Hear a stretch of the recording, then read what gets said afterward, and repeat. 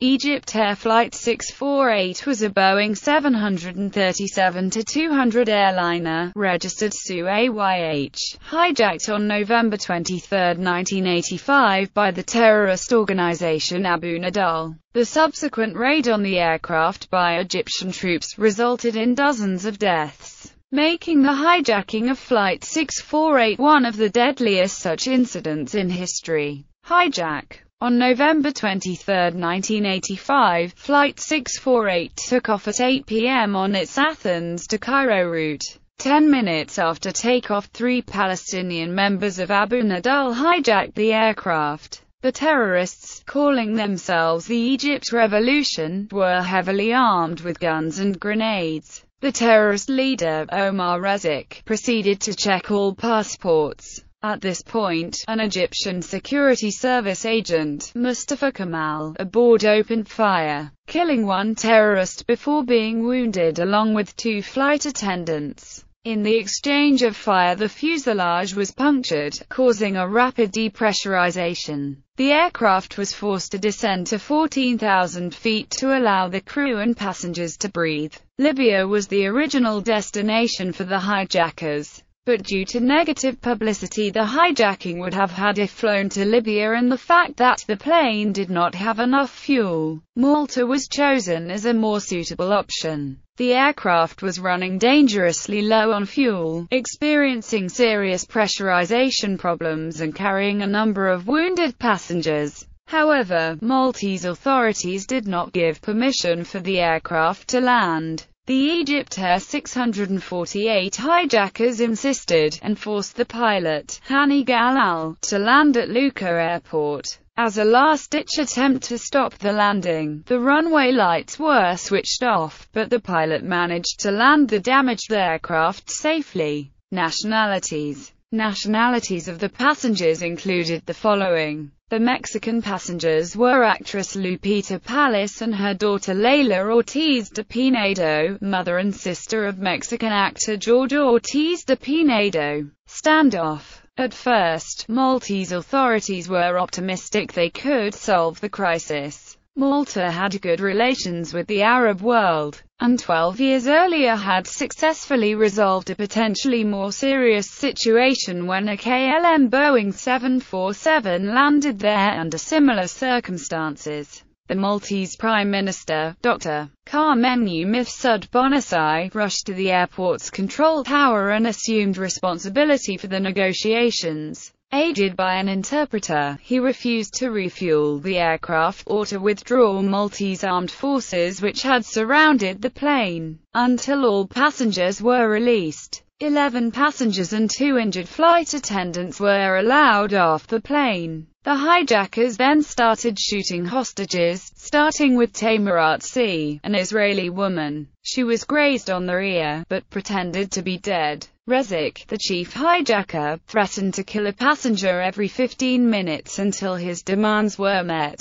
His next victim was Nitzan Mendelsohn, another Israeli woman. She was killed instantly. He then shot 3 Americans, Patrick Scott Baker, Scarlett Marie Roggenkamp and Jackie Nink Flug. Of the 5 passengers shot, Art C. Flug and Baker survived. A British passenger commented that he saw that Rezik had to raise his gun in order to shoot Baker, who was about 6 feet tall. France, Great Britain and the United States all offered to send anti-hijack forces. Bonisai was under heavy pressure from both the hijackers and the United States and Egypt, whose ambassadors were at the airport.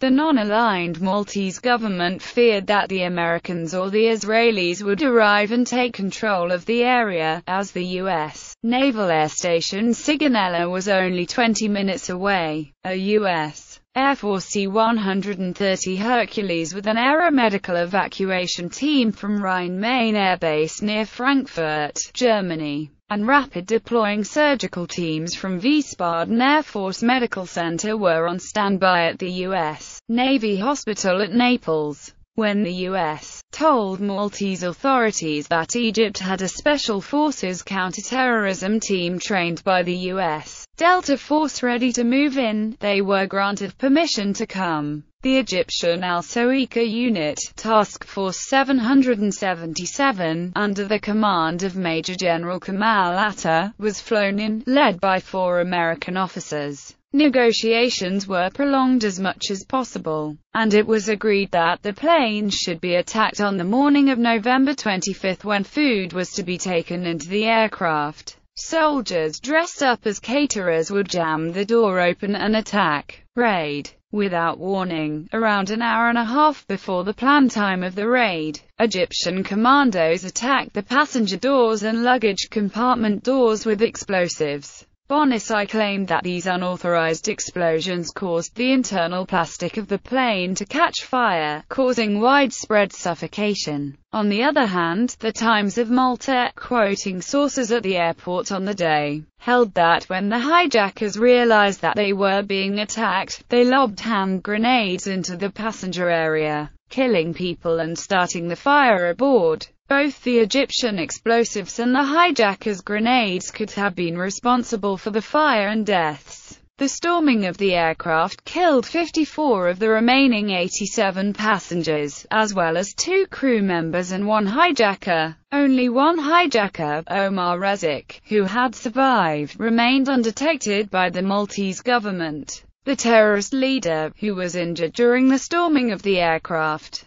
had removed his hood and ammunition and pretended to be an injured passenger. Egyptian commandos tracked Rezik to St. Luke's General Hospital and, holding the doctors and medical staff at gunpoint, entered the casualty ward looking for him. He was arrested when some of the passengers in the hospital recognized him. A total of 58 of the 95 passengers and crew had died, as well as 2 of the 3 hijackers, by the time the crisis was over. Maltese medical examiners estimated that 4 passengers were shot to death by the commandos. Rezik faced trial in Malta, but with no anti-terror legislation, he was tried on other charges. There was widespread fear that terrorists would hijack a Maltese plane or carry out a terror attack in Malta as an act of retribution. Rezik received a 25-year sentence, of which he served 8. His release caused a diplomatic incident between Malta and the US, because Maltese law strictly prohibited trying a person twice, in any jurisdiction, on charges connected to the same series of events. Following his immediate expulsion on release, he was captured on arrival in Nigeria. After 3 months he was handed over to the US, brought before a US court and, on October 7, 1996, sentenced to life imprisonment with a no parole recommendation. Aftermath and criticism. In his 1989 book Massacre in Malta, John A. Mizzi writes, Mizzi adds,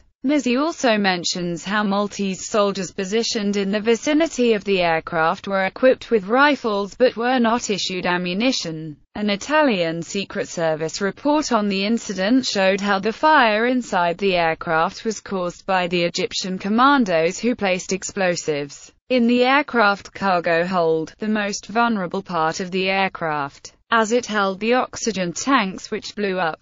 During the hijacking, only the Socialist Party media and state-controlled television were given information on the incident. Such was the censorship of the media. The Maltese people first heard of the disaster through Rai TV, when its correspondent Enrico Montana spoke live on the air via a direct phone call. Parla da Malta. Chi si stato un massacro. Shortly before this broadcast, a news bulletin on the Maltese national television had erroneously stated that all passengers had been released and were safe. Decisions taken by the Maltese government drew criticism from overseas. The United States protested to Malta about U.S. personnel sent to resolve the issue having been confined to Air Squadron HQ and the U.S. Embassy in Floriana. The United States had seen the situation as so hot that it had ordered a number of its naval ships, including an aircraft carrier,